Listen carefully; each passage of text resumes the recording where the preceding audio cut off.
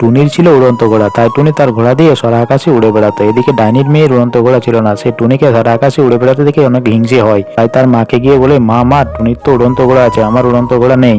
একদিন টুনি তার ঘোড়াকে রেখে গাছের নিচে ঘুমিয়ে পড়ে। ঠিক সেই সময় ডাইনি এসে তার ঘোড়াকে একটা বিষ খাইয়ে দেয়, সঙ্গে সঙ্গে তার ঘোড়া মারা যায়। এদিকে টুনি যখন ঘুম থেকে উঠে দেখে তার ঘোড়া মারা গেছে, সে প্রচন্ড কান্নাকাটি করতে থাকে। আর ঠিক সেই সময় একটা পরী সেখানে এসে উপস্থিত এবং টুনিকে বলে, টুনি টুনি তুমি কেন না, তোমার ঘোড়া আবার ফিরে পাবে যদি তোমার বন্ধুরা চ্যানেলটা সাবস্ক্রাইব করে ভিডিওটিতে লাইক দিয়ে দেয়। একদিন টুনি নৌকায় করে মামার বাড়ি যাচ্ছিল, মাঝ নদীতে একটা জলপরী এসে টুনিকে টেনে নিচে নামিয়ে নেয় এবং বলে, টুনি টুনি তুমি আমার মেয়েকে বাঁচাও, আমার মেয়েকে একটা ডাইনি বন্দি করে রেখেছে। তাই টুনিও জলপরী ডাইনির কাছে যায়। ডাইনিকে গিয়ে বলে, ডাইনি ডাইনি তুমি কেন জলপরীর মেয়েকে বন্দি করে রেখেছো, তাকে ছেড়ে দাও। তখন ডাইনিটি বলে, আমি জলপরীর মেয়েকে তখনই ছাড়বো যখনই তোমার বন্ধুরা সবাই চ্যানেলটা সাবস্ক্রাইব করে ভিডিওটিতে লাইক দিয়ে দেবে। একদিন একটি ডাইনি আকাশে চকলেট খেতে খেতে উড়ে যাচ্ছিল। হঠাৎ একটি চকলেট তার হাত থেকে নিচে পড়ে যায়, আর এদিকে টিঙ্কু সে রাস্তা দিয়েই পার হচ্ছিল। চকলেটটি তার সামনে এসে পড়তেই টিঙ্কু সঙ্গে সঙ্গে চকলেটটি খেয়ে ফেলে। আর খাওয়ার সাথে সাথে সে একটা ভয়ঙ্কর টিঙ্কুতে পরিণত হয়ে যায়, আর সে জঙ্গলের সমস্ত পাখিদেরকে খেয়ে ফেলতে থাকে।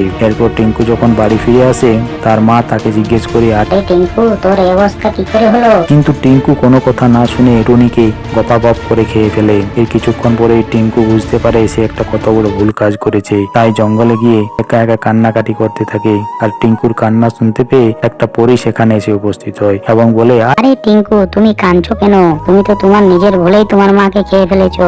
এখন তুমি তোমার মাকে আবার ফিরে পাবে যদি তোমার বন্ধুরা সবাই চ্যানেলটা সাবস্ক্রাইব করে ভিডিওটিতে লাইক দিয়ে দেয় আর কমেন্ট বক্সে লিখে জানায় মায়ের ইংরেজি কি। একদিন টিঙ্কু তার